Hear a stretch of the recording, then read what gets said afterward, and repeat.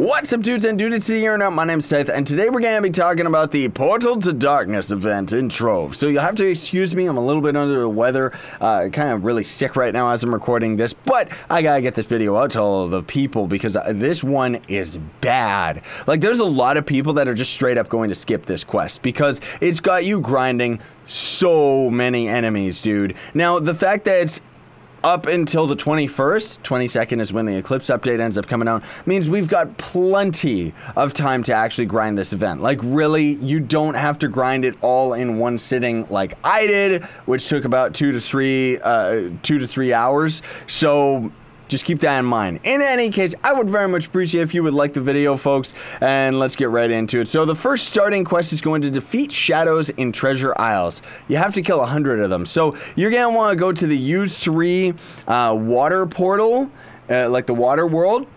Drowned World, I guess is what it's called. And on the map, you're going to be looking for the biomes that have the ship steering wheel, right? The mast? Is that what it is? I don't know anything about ship terminology, but the ship steering wheel is going to be there. That is the Treasure Isles biome, not to be confused with the ocean that has no icon. That's actually like a deep sea or something like that. In any case, you're going to end up finding these shadow enemies underwater.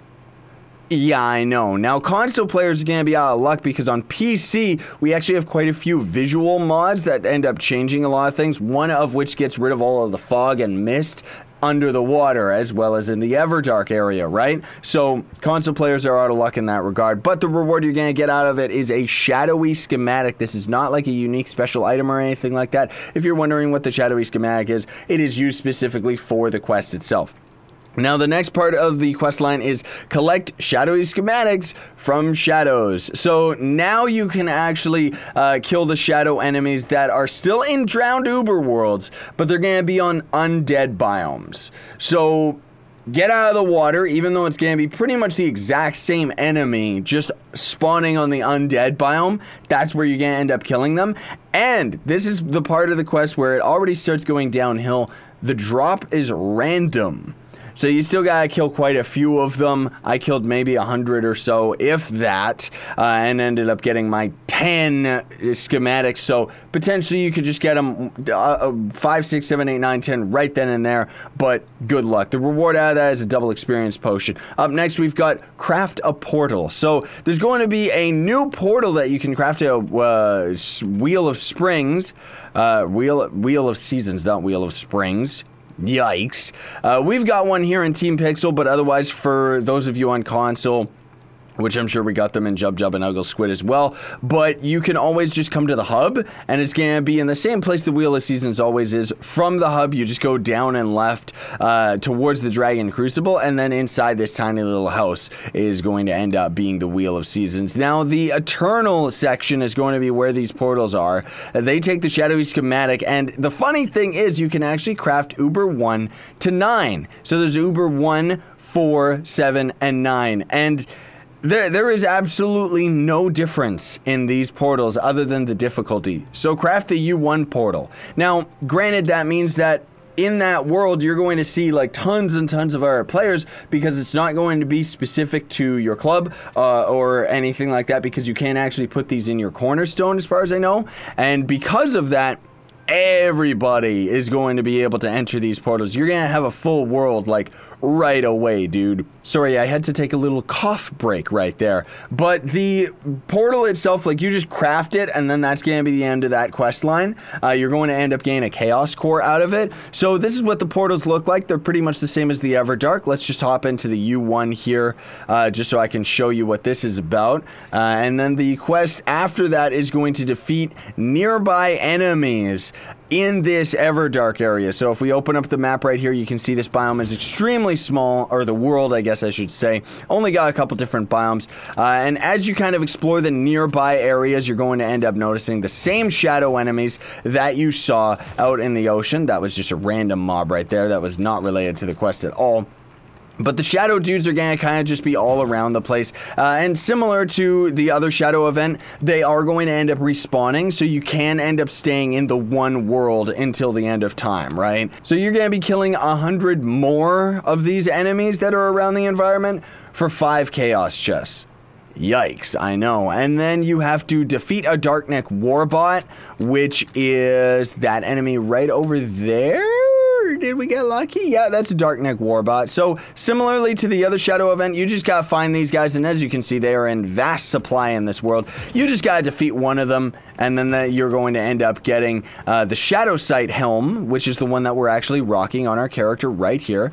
Hello, Cookie Pro. Up next, you're gonna have to defeat 200 enemies, and these are going to be unique enemy types that spawn at the edge of the map. The Darknet War Bots, as far as I recall, work for the quest, but these turrets, and you're gonna see a lot of them, these are just an annoyance. They don't do anything. They're not actually counting towards the quest. This is one of the enemies right here, so that's actually a weird Everdark enemy, and then there's also going to be these guys as well. Those are the primary enemies that you're going to be farming for. Now, one thing I do want to mention too is that each of these different enemies can end up dropping not that loot, but similarly to a pinata helmet or something like that. You're going to end up seeing a piece of gear drop out of them that's just going to end up being a piece of gear that just sits on the ground, right? So we've got the melee weapon style, which looks like this.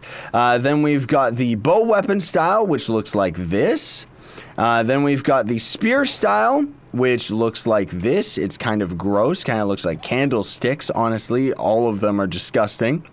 Then we've got the gun style. Whoopsie daisy, I have it on my pirate actually. So the gun style looks like that, which kind of looks like a weird Duracell battery. Sorry, that guy was trying to stand on my face and distract me. But then the staff is going to look like this. It's actually just the same as a starting staff for any of the other characters, but a couple different colors, right? So those are going to be a unique item specifically dropped from those enemies. I don't know whether or not they're going to continue after this event, so grind them if you can, because they're already selling for quite a bit of flux in general. Granted, the quest just came out, and people like myself who are farming for the mastery, we need to get them right away, but most of all, I'm thinking in the long term, if these items end up getting taken out of the, taken out of a drop table when the event ends up disappearing, it means you're going to be able to sell these items to mastery farmers, particularly for a pretty penny, just because of the fact that it's free mastery.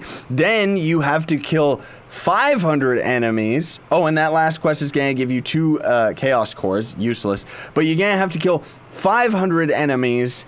And these are just all the enemies in the in that area, just any enemy that you can find. So I just generally go back to the spawn, because you find more of those little shadow dudes than you do at the edge of the map, because at the edge of the map you see more turrets spawn than any of the normal enemies, thus lowering the amount of enemies that you can actually get for the quest line. So keep that in mind. You're gonna get 25 diamond dragonite shards from that, and then last but not least, defeat 500 more enemies, because what's 500 without just going to 1,000?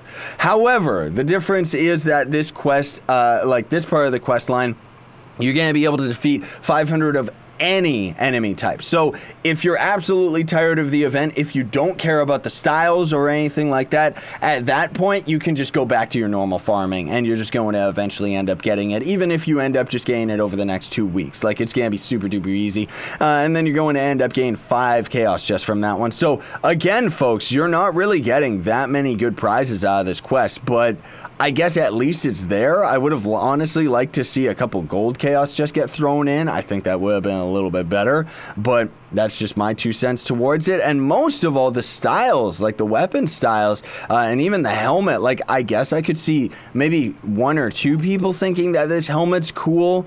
The hammer weapon that we're using is okay, but for the most part, all those other shadow themed weapons are just really not really to my liking. Like, I just don't personally care for them, honestly speaking. But in any case, you don't care about that. That's the event in a nutshell, folks. So happy hunting out there, because man alive, it sure is a lot of grinding. Like, it really is. And especially if there's like 1 million people in that dark world, good luck. But at least they ended up giving us a unique area to grind it. So in the next 2 weeks, we're going to be able to grind this event, and then the Eclipse update's going to be out, and oh man, we're going to be busy then. Have a fantastic day, everybody. Don't forget to like, share, favorite, and subscribe for more daily content, as well as to build up your loyalty points to my merch store. Links in the description for that. Sayonara, and stay epic, everybody. Why are we still here? Just to suffer? Every night, I can feel my...